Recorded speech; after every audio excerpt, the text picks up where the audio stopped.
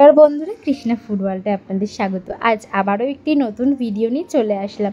আজকে বাড়িতে বানিয়েছিলাম দুপুরের খাবারে একটা নিরামিষ দারুণ একটা স্বাদের পদ।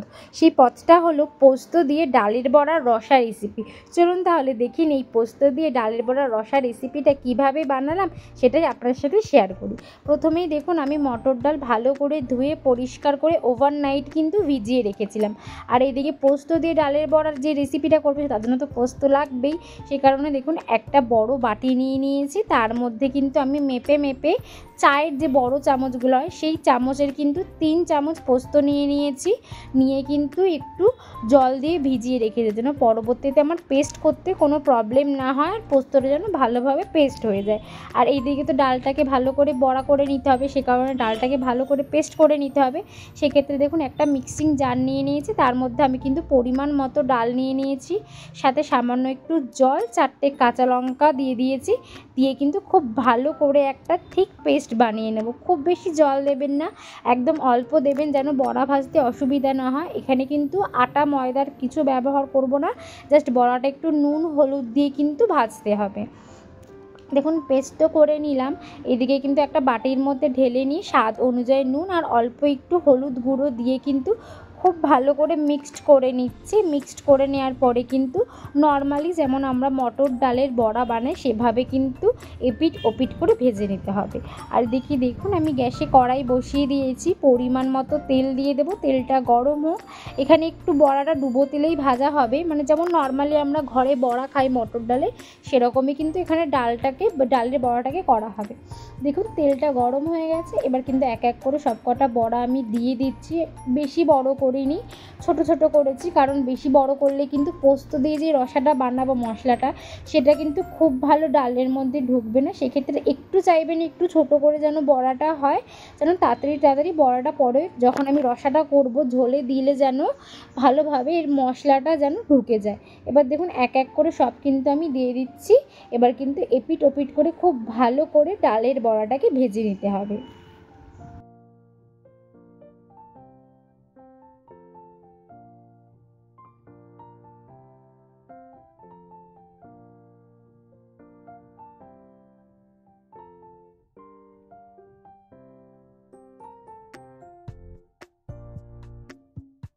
দেখুন আমার তো এক পিঠ ভাজা হয়ে গেছে, এবার আরও এক পিঠ কিন্তু ভাজা করে নিচ্ছি। আমার ডালের বড়াটা একটু লেগে গেছিলো, একটু টাইট হয়ে গেছিলো।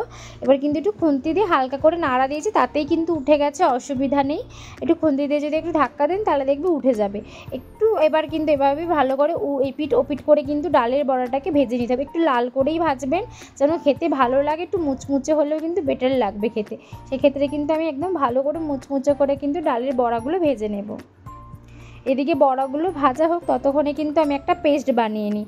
এদিকে দেখুন মিক্সিং জার নিয়ে নিয়েছি, তার মধ্যে যে পোস্তটা আমি ভিজিয়ে রেখেছিলাম সেই পোস্তটা দিয়ে দিয়েছি। আর এদিকে তো আমার ডালের বড়াটা হয়ে গেছে।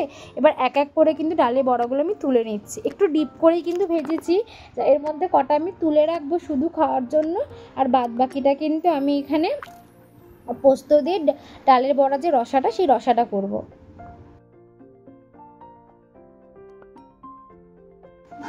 দেখুন ডালের বড়াগুলো কিন্তু সবকটাই আমার পরপর করে করা হয়ে গেছে।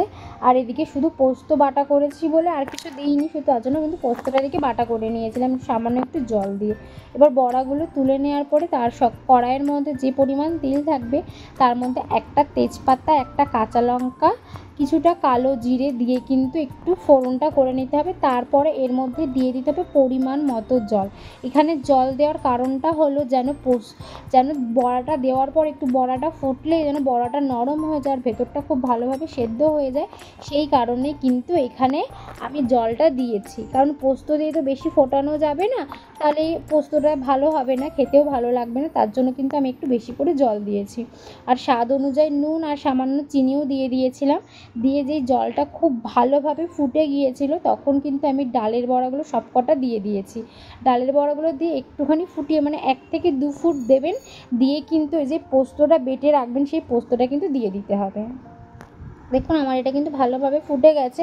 এবার কিন্তু এর মধ্যে দিয়ে দেব বেটে রাখা পোস্তটা। দেখুন বেটে রাখা পোস্তটা দিয়ে দিয়েছি। তারপরে এই পোস্তটা একটু ভালো করে ফুটিয়ে এবার পোস্ত যে বাটিতে রেখেছিলাম সেই বাটি ধোয়া অল্প একটু জল দিয়ে আর একটু ভালো করে ফুটিয়ে কিন্তু লাস্ট নুনটা টেস্ট করে কিন্তু নামিয়ে ফেলতে পারবেন। কিন্তু আজকে কিন্তু এভাবে কিন্তু আমি রেসিপিটা খুব অল্প সময়ে করলাম। আপনারা যদি মনে করেন আজকে নিরামিষ খাবে আজকের দিনে, তো নিরামিষ একদম কম সময়ে কিন্তু এই নিরামিষ রেসিপিটা হয়ে যায়। আর খেতেও কিন্তু দুর্দান্ত হয়। গরম গরম ভাতের সাথে কিন্তু এটা এর কিন্তু জুড়ি মেলা ভাত, ভীষণই সুন্দর হয় খেতে। আপনারাও বাড়িতে একবার বানিয়ে খেয়ে দেখবেন। দেখুন আমার তো হয়েই গেল পোস্ত রান্না। চলুন তাহলে এবার কড়াই থেকে নামিয়ে নেওয়া যাক। দেখুন আমি কড়াই থেকে কিন্তু নামিয়ে নিয়েছি পোস্ত দিয়ে ডালের বড়ার রসা। দেখুন তো কত সুন্দর লাগছে দেখতে, আর খেতেও কিন্তু খুব ভালো লাগে। আপনারাও বাড়িতে বানিয়ে দেখবেন। আর আমার ভিডিওটা ভালো লাগলে like, comment, share and subscribe করতে কিন্তু ভুলবেন না।